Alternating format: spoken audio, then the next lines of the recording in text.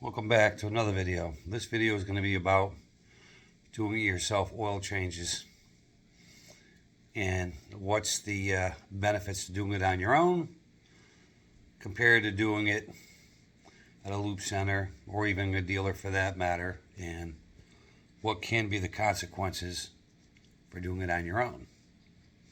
So, doing it on your own is a great idea for a simple reason. You know what type of oil you want to put in it. You know exactly how much oil you want to put in it that your car needs. And you can do it right there at your house. In the driveway, or if you're like me, I got two garages. I do it in the back garage. Back garage is 3-car garage. Front's 2-car garage. Simple. And it's cheaper. Like, I can do mine and my wife's car, okay, using Mobil 1 full synthetic oil and their full synthetic oil filters. I can do them both out the door for around $80 combined together. That's it. 80 bucks. Oil, filters. That's it. Now, the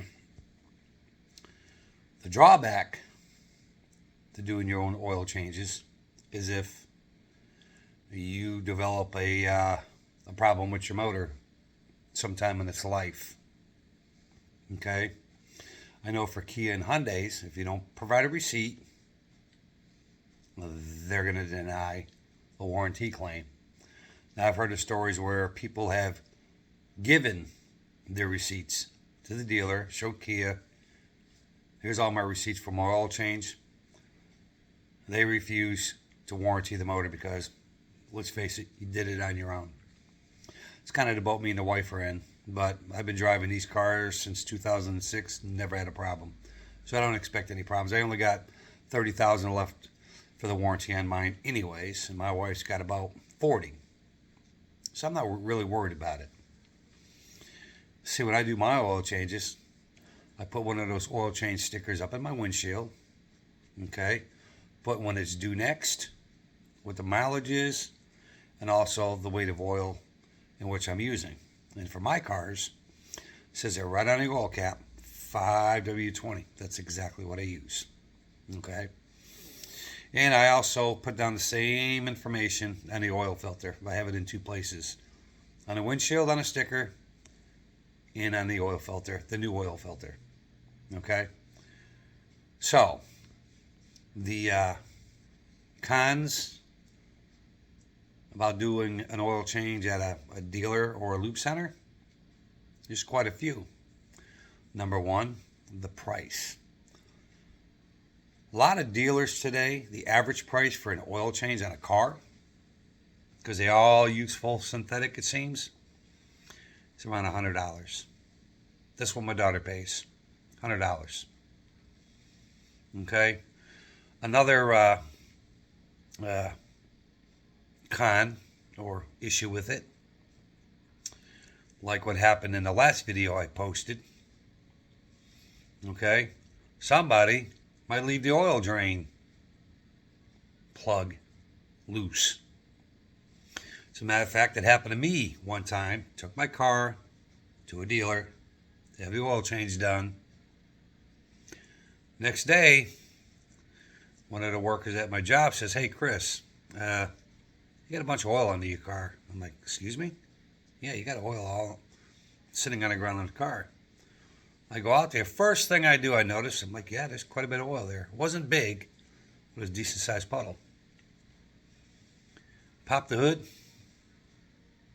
Check the oil dipstick.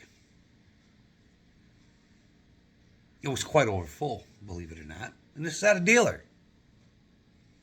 So I had oil in my driveway at home, my wife told me about. And I had oil on the ground at work. And I was already at work, I don't know, 3-4 hours. So I got out of work, called the dealer. I was pissed. Went back down to the dealer, demanded new oil change. Oil filter, and make damn sure the drain plug is tight, and that's exactly what they did. So then I started taking my cars to a lube center up the street. It's called Quick Car. For the oil change, and I was only using synthetic blend at the time, that was $76. Okay, so you times that by 2 for mine and my wife's car.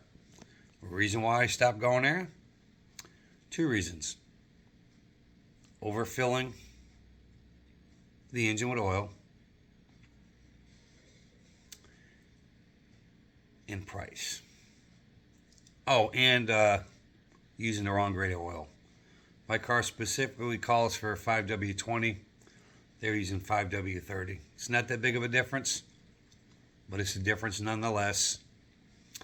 And when your car's still under warranty, whatever the manufacturer has printed on that cap or in your manual, that's exactly what you want to use. Nothing more, nothing less. Oh, and there's another thing. When you go to a dealer or anywhere else to have an oil change, they always seem to report to Carfax. So if you're a DIYer and you're doing your oil changes and you develop a problem with the motor and you take it to a dealer, okay, if it's still under warranty, first thing they're going to do is they're going to look at the Carfax. And if there's a huge gap on your oil changes on the Carfax because you started doing it on your own, they're going to deny your warranty anyways. But remember this, Carfax isn't always accurate. Okay? It only reports what's reported. It only reports what information is given to them. And sometimes that information is incorrect. Okay? I've seen instances where cars came up with a clean Carfax, but guess what? Car was in an accident at some point. And it was never reported. So it's not 100% accurate. But these car dealers, boy, they count on that Carfax. And then again, too, they're going to look at the history within the dealer network. Okay, whether it's Chevy or whether it's dealer A or dealer B, they're going to look to see if there's anything in their system showing that when you had your last oil change. Me personally, my last 3 oil changes were done by myself. So wasn't a wife's car, done by me. And that's the way I'm going to continue to do it.